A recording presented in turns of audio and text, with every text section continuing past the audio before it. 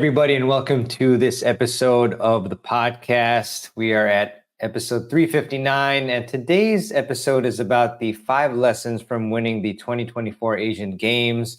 As you can see in the background, if you're watching this on video, other way, we've got my Asian Game trophy.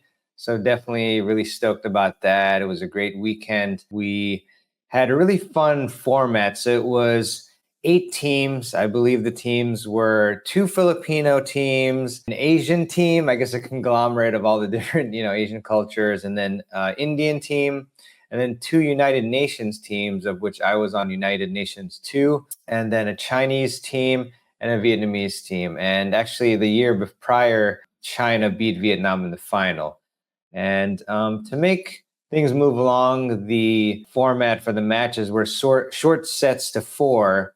So tie break it if you get to 3-all, and if you split the first 2 sets, then the third set is a 10-point tiebreaker. And I ended up playing all men's open matches. So the format was you had a men's open line, and then you had a mixed open line, and then you had an 8-0 women's line. And then I believe you had either an 8-0 men's or 8-5 mixed line, and then a 7-0 men's or 7-5 mixed line. So that's 5 lines total. And I ended up playing 3 matches with a guy named Hyan, who's a very good player. He is definitely a 5-5 at least. He played Davis Cup for Syria a little while back. So great player. I also played with my buddy Michael, who is a really solid 4-5 player. And I just want to recap the different rounds and then give you 5 lessons that I learned from the tournament. Shout out to Captain Jessica and also Captain Chris, who was out at the World Series of Poker, but still helped out as well. But anyways, wish I was there as well. So in the very first round, we played Team Asian, and my partner was Hyan, and we ended up playing a 5-0 plus a 4-0 pair. I didn't quite catch their names, or maybe I did, but I don't remember them. But both very nice. Hyan and I ended up winning that one 4-2, 4-1. Again, the short sets format. And it was a good match. The 5-0 was obviously very tough to play against, and really hitting very strong, heavy shots. And it definitely was a matter of trying to match him at least, and then kind of trying to direct the ball to the 4-0 when we had the chance. And it did work out for us. First match can always be shaky, but we ended up playing well, and Hyan served very well. And so we ended up winning that one. And before I go to the next recap, it was interesting because we actually did by games. So like whichever team won the most games, actually, that's all that mattered. So it didn't matter how many individual matches you won. Like you could have won 3 matches to 2, but still lost due to the game. So we played Team Asian. We beat them on my court, and we had accumulated a lot of games against them. I think we did really well, and as a team as well. And then we played the first United Nations team, or Team United Nations 1, and I played with Hyan again, and our score was also 4-2, 4-1. We played against 2 solid players, one 5-0 and one 4-5. And so Manu and Lohit.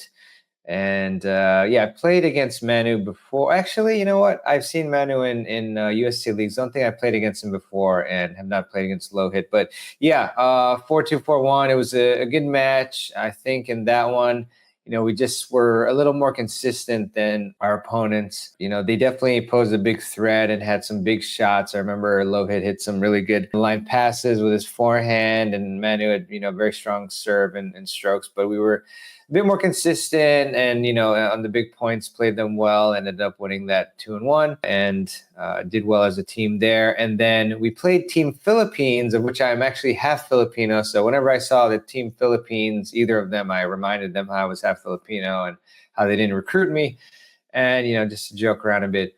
But my partner Michael and I played against a friend, Chris. And then I believe I had never played his partner before, Griffin. I think that was the name. So, two good 4-5 pairs, 4-5 pair against Michael and I. Also 4-5 pair. I was 5-0 last year.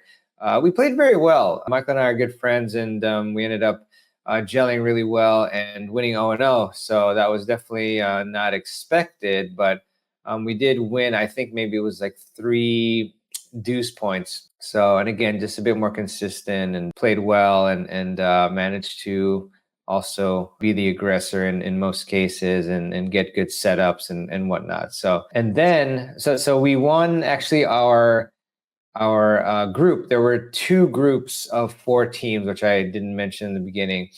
And so we ended up with 104 games total. And I think that was the most out of both groups, which was awesome. And so that means we advanced to the semifinals, and we played this team Philippines from Virginia Beach. So the first Philippines team we played on Saturday was a local Filipino team, but this one on the semis was Virginia Beach. So really nice fellows. Shout out to Lorenzo and Kartik, and also shout out to JR. He has a really cool channel called Kova Tennis, which stands for Coastal Virginia Tennis, them being from Virginia Beach. And really, it was really cool because I noticed that there was a tennis mount. I'm not sure if that was the exact brand. It might have been a QM1 mount, but there was a mount with a GoPro, and I think I might have also had a phone and a battery pack, or maybe just a battery pack. But yeah, so then I knew right away that our match was going to be recorded, which was very exciting.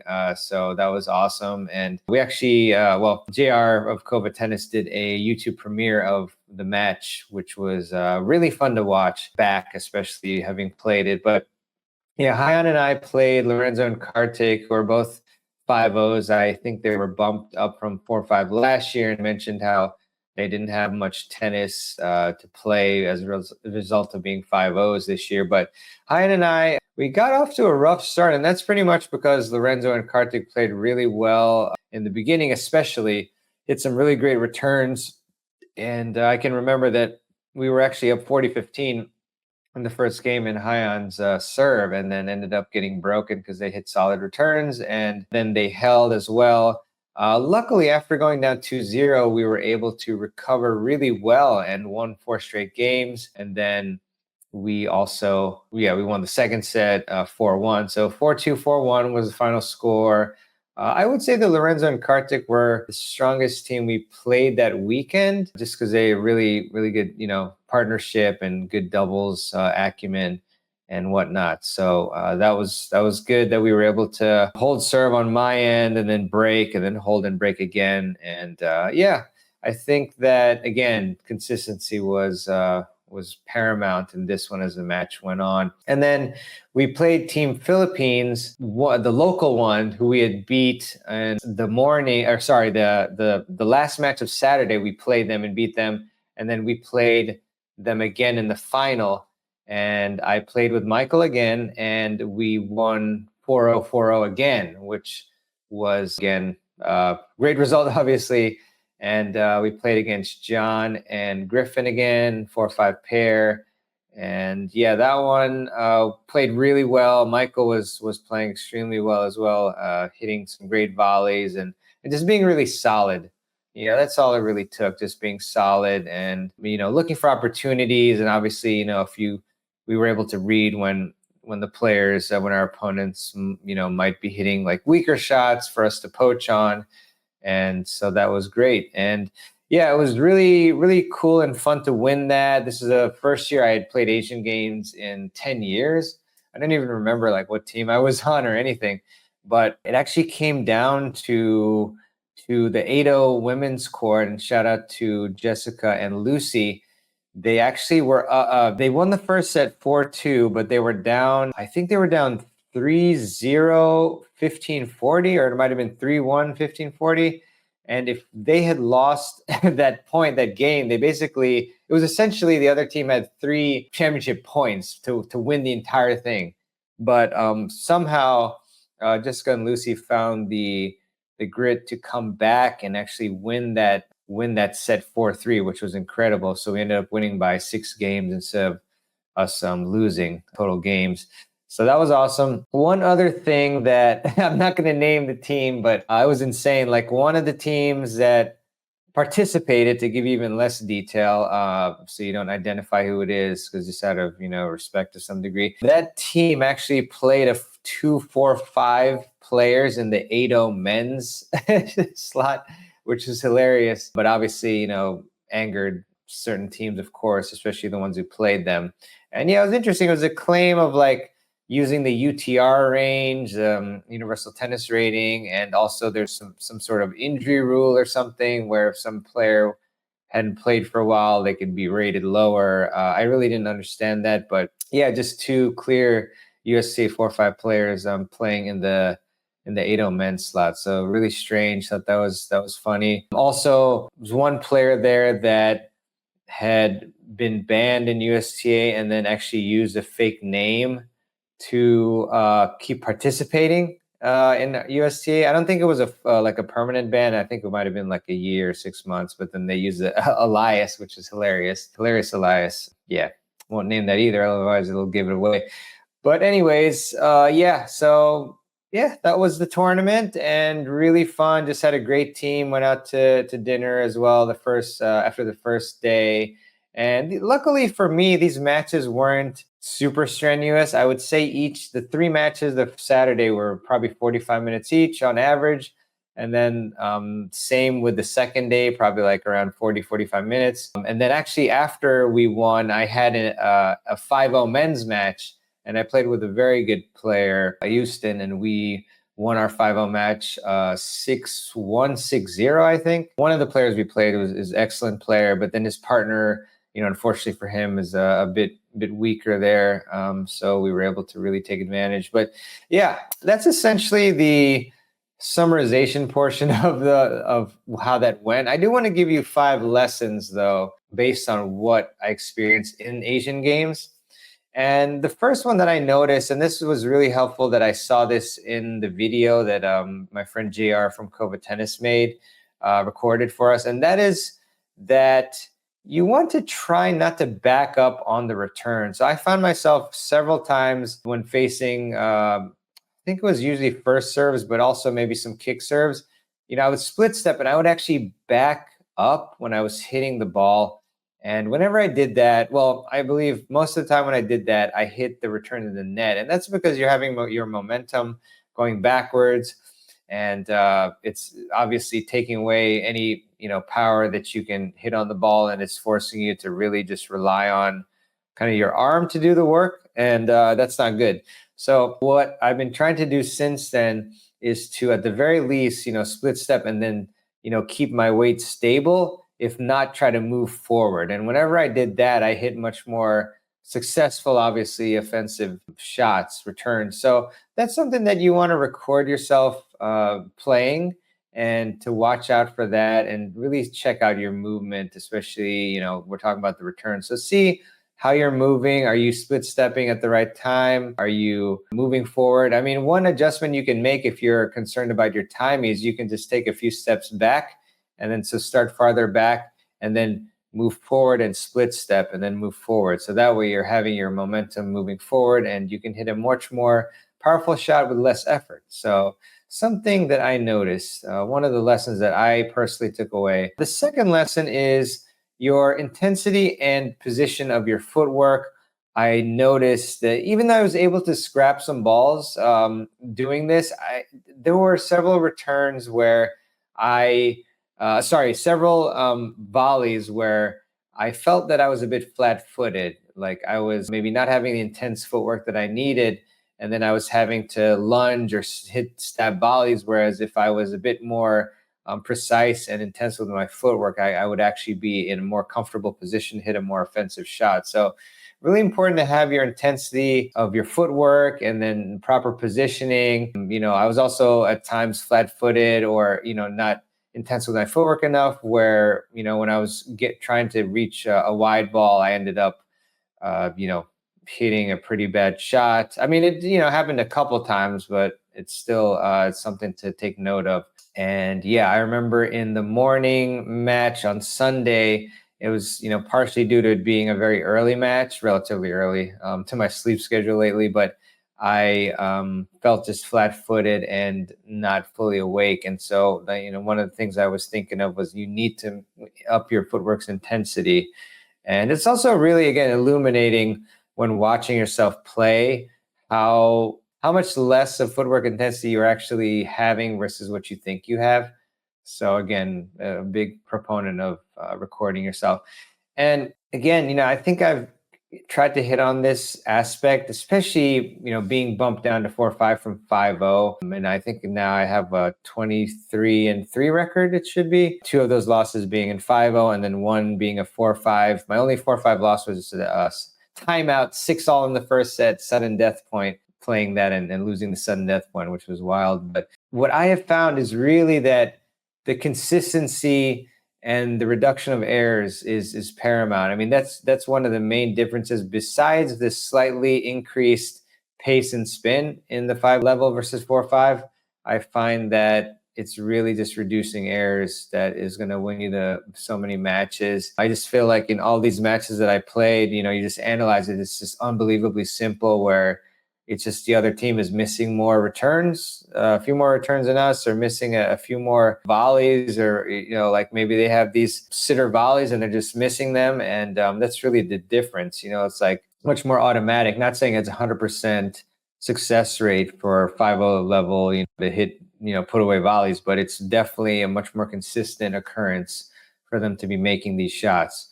So really want to focus on your consistency and reducing errors because, we've seen it from statistics. 70% of all points end in 4 shots or less. That's from Craig O'Shaughnessy, who, did a presentation on my summit years back. And, you've seen him repeat this information before. So always try to keep that in mind. I'm not saying that you're going to win by like dinking, like, hitting floating shots that are high for the opponent to kill. Of course, there's like a limit to this, but as long as you're hitting, decently well-placed shots, high percentage, past the service line, if you can just do that consistently, you're really gonna up your win level because the other team's gonna go for big shots, are gonna miss them, and yeah, so consistency is paramount. Also, kind of less of a match strategy or tactic, but recruiting is really the key to a winning team. You find this over and over again in USTA and Asian games and whatever teams you're playing. If you don't have the right players, the best players, or better players at least, or players that complement each other really well in doubles teams, then you can't really beat the other teams who do that. So we had great players in our positions. We had as I mentioned, Hyan, who played Davis Cup for Syria, 5-5 player. Shout out to him. Really fun playing 3 matches with him. Really strong 5-0 female, and Kate and Michael, excellent 4-5, who played lights out during the weekend. Again, Jessica and Lucy, who really were clutch at the 8-0 women's court, and just a bunch of other players as well. We had a ton of great people there and great teammates as well.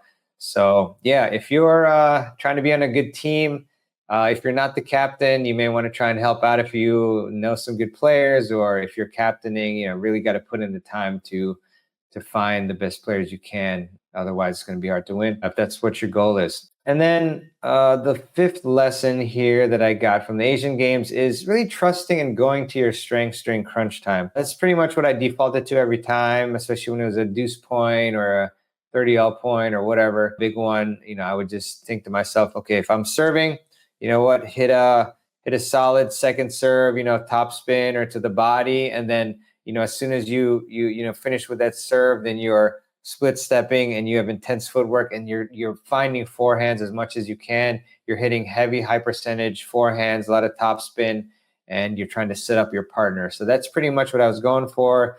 If I was at net, then I would kind of utilize my strengths there, especially if it was, serving on the deuce side, I would, try to poach backhand side. Most of the time I try to give a fake, it's a little bit harder to poach on from the ad side as a righty, hitting the backhand volley versus the forehand volley. But yeah, I'd go to my strengths as well, and just try to be consistent and look for the balls and just try to be smart. And yeah, just so I mean the lesson here is just when it's crunch time, don't think about, oh man, the score's tight, oh I can't mess up here, oh the team's relying on me. You immediately think, okay, what are my strengths? How can I like navigate this point? How can I set up the points so that I'm hitting my strengths as much as possible? Again, if you're serving in doubles to the ad side and you're a righty and your forehand's your strengths, maybe you want to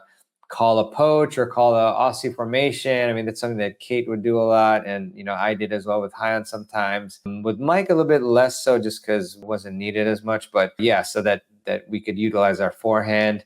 And yeah, that's pretty much it. So those are the 5 lessons that I garnered from the Asian Games. Also, the 6th bonus lesson is just integrity. I mean, not, again, I'm not trying to call out anyone specifically. Otherwise, I would have name dropped and, probably got contacted by some of them. But just, if you play the game by the rules, and honestly that's the best thing you can do, and have fun. And then if you lose, take a shot next time, and not to try to just put players who are rated higher than they are on a court, or using a fake name to play when you're banned. And by the way, that person actually was very nice and on the court, and didn't have any issues with him. But yeah, it's just a strange thing there. But anyways, yeah, I hope you enjoyed this episode. It was definitely a bit more laid back, I would say, in terms of, just enjoy once in a while, just sharing what I've been doing in my tennis. And,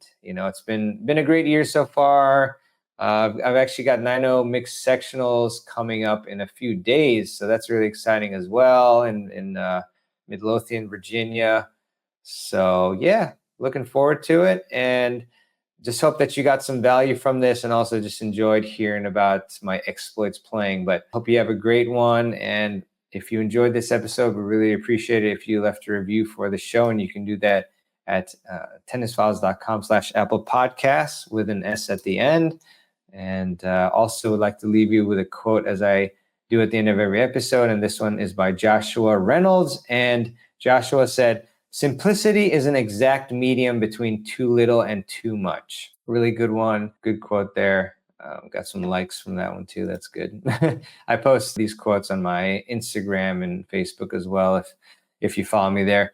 But thanks so much for tuning in. I actually am going to also make a podcast episode on a loss that I had in Government League. So that one was a recent doubles match. And I actually, very interestingly, I just decided to take a voice note on my phone. So yeah, it was a tight match, but played against 2 really good players, as I'll talk about later in a future episode. And afterwards, I took voice notes on what I needed to do. So I'll share those voice notes with you and lessons, and hopefully you'll benefit from them. So that's coming up soon. I didn't include that in my record, just including USTA, which has been very good. But yeah, Government League's been really fun too. Had some really good matches, some very solid wins, some tough losses as well. So it's been great. But in any case, all right, that's enough of me and my tennis adventures. I would love to hear from you if you have any feedback, or if you had any big wins or anything. Love to hear from you at mehrban at tennisfiles.com. That's MEHRBAN at tennisfiles.com. And with that, have a great one. We'll see you soon, and see you on the next episode of the Tennis Files podcast. This is your host, Mehrban Aranshad, signing out.